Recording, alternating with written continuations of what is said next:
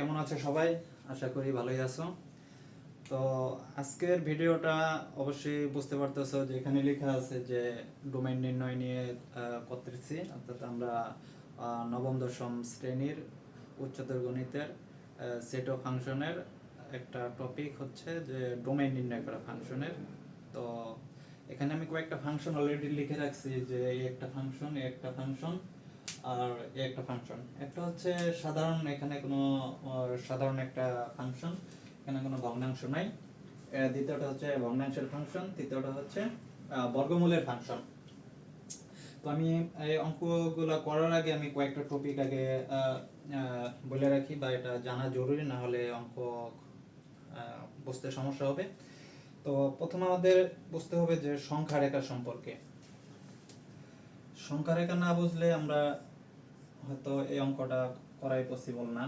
সংখ্যা রেখা যারা জানি তারা তো জানি, আর যারা না জানি তাদের জন্য এই হচ্ছে শূন্য। অর্থাৎ একটা সংখ্যা রেখায় দুই পাশ থেকে মাঝখানে থেকে শূন্য। শূন্য হচ্ছে নিরপেক্ষ, মানে শূন্য হচ্ছে নিরপেক্ষ, এবং ডান পাশ হচ্ছে ধনাত্মক পাশ এবং বাম পাশ হচ্ছে ঋণাত্মক পাশ। ঠিক আছে, এখানে যদি আমরা 1 2 3 এভাবে কন্টিনিউ দিতে থাকি, 2 3 আরো চলতে থাকলো, সমস্যা নেই। তো এখানে যদি আমরা -1 -2 -3 তারপরে এভাবে চলতে থাকলো। তো এখানে হ্যাঁ, এই পর্যন্ত আমরা সবাই জানি, কিন্তু এখানে বোঝার বিষয় যেটা হচ্ছে এই যে জিরো। জিরো থেকে আমাদের কিন্তু প্লাস কিন্তু 1 থেকে শুরু হয় না, জিরো থেকে এর মাঝখানে আরো কোটি কোটি সংখ্যা আছে। ঠিক আছে, যেরকম 0.0000000001 যদি হয় এটাও পজিটিভ।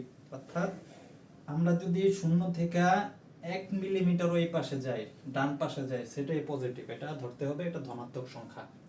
আর আমরা যদি 0 থেকে এই পাশে 1 মিলিমিটারও যদি এই পাশে আসি, তাও সেটা হবে ঋণাত্মক সংখ্যা। অর্থাৎ শূন্যের বাদে এই পাশ, বাম পাশ, এক থেকে না, কিন্তু এখানে যা আছে এই অংশটুকুও ঋণাত্মক। অর্থাৎ আমাদের বুঝতে হবে যে 0 থেকে বাম পাশ যখন থেকে শুরু হয়েছে তখন থেকে ঋণাত্মক শুরু হয়েছে, এবং এখানে অসীম পর্যন্ত ঋণাত্মক। আর এখানে 0 থেকে 1 mm যদি এই পাশে আসে, সেখান থেকে শুরু করে একবার অসীম পর্যন্ত, ইনফিনিটি পর্যন্ত ধনাত্মক। আমাদের এই জিনিসটা আমাদের জানতে হবে।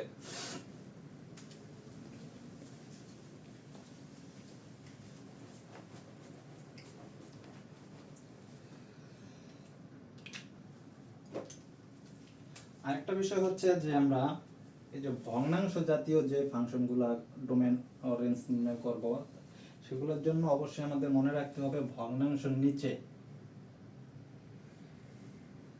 শূন্য করা যাবে না। অর্থাৎ নিচে কখনো শূন্য হতে পারবে না। অর্থাৎ কোনো ভগ্নাংশের নিচে যখন শূন্য হয় তখন সেটা অসংজ্ঞায়িত হয়ে যায়। অর্থাৎ আমাদের এই শর্তটা মনে রাখতে হবে।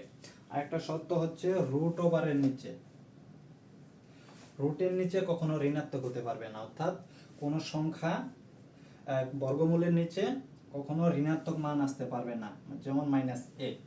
অর্থাৎ এটা অবাস্তব একটা জিনিস। তো এই ধরনের কোনো ঘটনা ঘটানো যাবে না ম্যাথের ভিতরে। অর্থাৎ আমাদের তিনটা জিনিস জানতে হবে: ভগ্নাংশের নিচে শূন্য রাখা যাবে না, এবং রুটের ভিতরে ঋণাত্মক রাখা যাবে না। শূন্য সহ এবং ধনাত্মক রাখতে পারবো আমরা। অর্থাৎ এখানে আমাদের শূন্য বসতে পারবে, রুটের নিচে শূন্য বসতে পারবে, এমনকি সকল পজিটিভ সংখ্যা বসতে পারবে। এই শর্তগুলো আমাদের মাথায় রাখতে হবে, তাহলে আমরা ডোমেইন রেঞ্জ আমরা করতে পারবো। তো আমরা ম্যাথ শুরু করি।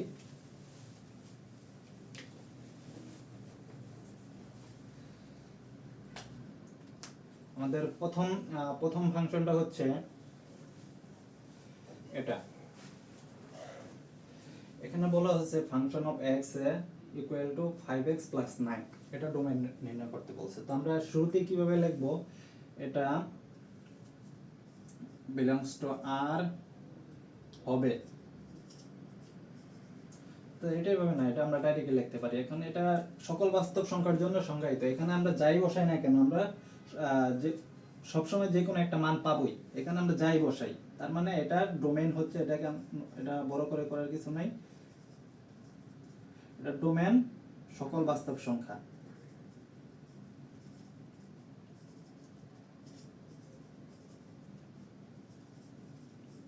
অর্থাৎ কি জন্য আমি এটা তো বিশ্লেষণ করলাম না, কারণ আমি এই শর্তের ভিতরে বলছি যে দুইটা শর্ত, একটা হচ্ছে ভগ্নাংশের নিচে শূন্য করা যাবে না, আর একটা হচ্ছে রুটের নিচে মাইনাস করা যাবে না। এই দুইটা শর্তের কোনোটাই শর্ত এখানে অ্যাপ্লাই করতে পারি নাই আমরা। তার মানে এই কারণে আমাদের সবগুলাই আমাদের যত বাস্তব সংখ্যা আছে সবগুলো হচ্ছে আমাদের ডোমেন। ডোমেন হচ্ছে সকল বাস্তব সংখ্যা। সুতরাং ডোম ডিএফ ইকুয়াল টু সকল বাস্তব সংখ্যা, এটা হচ্ছে আমাদের প্রথম ফাংশনের ডোমেইন। তো আমরা একটু দ্বিতীয়টা যেগুলো পরীক্ষায় বেশি আসে এগুলো হয়তো নৈতিকের জন্য থাকবে। দ্বিতীয়টা হচ্ছে function of F x is equal to 3, এখানে যে কোনো ভগ্নাংশ আমি আমার ইচ্ছা মতো ধরে নিলাম, 5x - 8 ধরলাম। এই ফাংশনটাই মানে আমি যে মানে শুধু যে এই ম্যাথটাই তা না, যে কোনো ভগ্নাংশ জাতীয় যে কোনো ম্যাথ দিতে পারে, অন্য কিছু দিতে পারে, এখানে এরকমও থাকতে পারে, এও থাকতে পারে, এখানে ax + c এরকমও থাকতে পারে, যাই থাক আমাদের নিয়ম একটাই। কি লিখতে হবে? এই ফাংশন এত বিলংসটা আর হবে, আমাদের পরীক্ষায় যেভাবে লিখতে হবে ঠিকই করে লিখতেছে, আর হবে যদিও কেবল যদি, হ্যাঁ এই লেখাটা সব এই জাতীয় সব ডোমেইন নির্ণয়ের ক্ষেত্রে লিখতে হবে। তাই আমাদের শর্ত বলছিলাম কি, আমাদের একটা ভগ্নাংশ আর একটা হচ্ছে রুট, তো এটা হচ্ছে ভগ্নাংশের ভিতরে পড়ছে। তো আমাদের শর্তে বলছি যে নিচের অংশটুকু শূন্য বানানো যাবে না, অর্থাৎ শূন্য বাদে যে কোনো সংখ্যা আমরা অর্থাৎ নিতে পারবো। এখন এই অংশটুকু আমরা শূন্য বানাতে পারবো না, শূন্য বানার এই অংশটা যদি শূন্য হয়ে যায় তো পুরো ভগ্নাংশটাই অসংজ্ঞায়িত হয়ে যাবে, ঠিক আছে? অর্থাৎ ভগ্নাংশের নিচে কখনো শূন্য থাকতে পারে না। অর্থাৎ তাহলে আমরা কি লিখবো? এত বিলংসটা আর হবে যদিও কেবল যদি 5x - 8 is not equal 0, অর্থাৎ এই অংশটা যদি 0 সমান না হয় তাহলে আমাদের ফাংশনটা সংজ্ঞায়িত হবে, আর 0 হয়ে গেলে অসংজ্ঞায়িত হবে। এই কারণে আমরা যাতে ফাংশনটা শূন্য না হয় সেজন্য আমরা is not equal to 0 ধরলাম। তো এখন আমরা কি করব? এখন আমরা স্বাভাবিক সমাধানের নিয়মে যেভাবে করে আমরা 8 এর পাশে নিয়ে নিলাম, 5x is not equal to 8, x is not equal to 8/5। অর্থাৎ এই ফাংশনটার ডোমেন হবে সকল বাস্তব সংখ্যা, কিন্তু এটা বাদ, অর্থাৎ বাস্তব সংখ্যা থেকে মানে পৃথিবীর সকল সংখ্যাই বাস্তব সংখ্যা, একমাত্র সকল সংখ্যাই হবে এটার ডোমেন, কিন্তু এই সংখ্যাটা বাদে। তো আমরা এটা ডোমেন কিভাবে লিখব? সুতরাং domain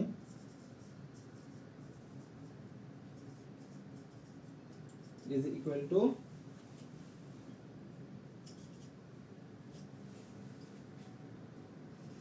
x belongs to r, এখান থেকে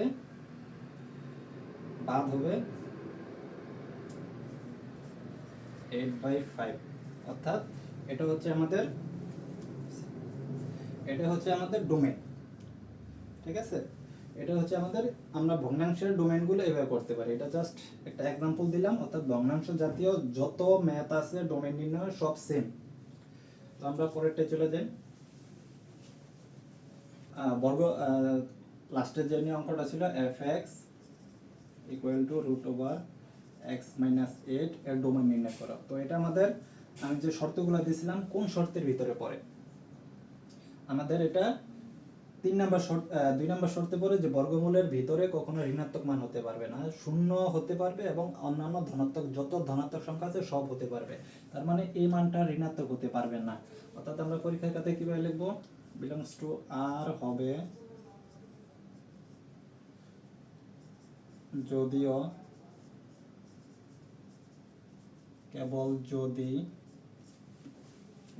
কেবল যদি কি হবে?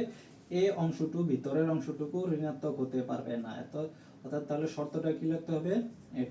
এবং ঋণাত্মক হতে পারবে না কিন্তু শূন্য হতে পারবে এবং অন্যান্য ধনাত্মক সংখ্যা হতে পারবে। অর্থাৎ তাহলে আমাদের কি করতে হবে? শূন্য is equal এবং শূন্য থেকে বড়, অর্থাৎ ধনাত্মক হইতে হলে কি শূন্য থেকে বড় হইতে হবে। আমরা ওই যে সংখ্যা রেখায় পড়ছিলাম শূন্য, অর্থাৎ ডান দিকে আমরা যত যাব সব ধনাত্মক সংখ্যা, অর্থাৎ শূন্য থেকে এগুলো বড়। অর্থাৎ এটা শূন্য সমান এবং শূন্য থেকে বড় হতে হবে, এটা হচ্ছে আমাদের শর্ত। অর্থাৎ যদি একেবারে সংখ্যার এটা না বোঝা যায়, বোঝো কেউ, তোমরা জাস্ট ডাইরেক্ট এই চিহ্নটা মুখস্থের মধ্যে করে রাখতে পারো যে বর্গমূলের সকল অঙ্কে এই যে এরকম এরকম চিহ্ন বসবে। তো আমরা কি করব, 8টাকে ওই পাশে পাঠিয়ে দেব, 8। ঠিক আছে, তো এখন আমরা আমাদের x is greater than equal 8, তাহলে আমাদের ডোমেইন কি হবে, 8 থেকে বড় এবং 8 এর সমান হতে হবে। তার মানে ডোমেইন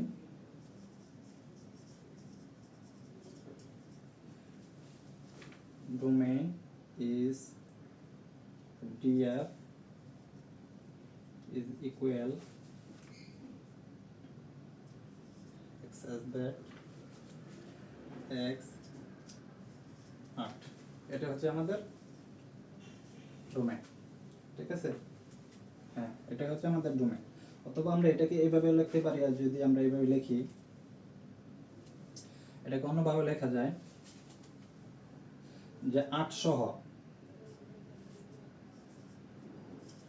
8 এর চেয়ে বড় সকল বাস্তব সংখ্যা, এভাবে লেখা যায়।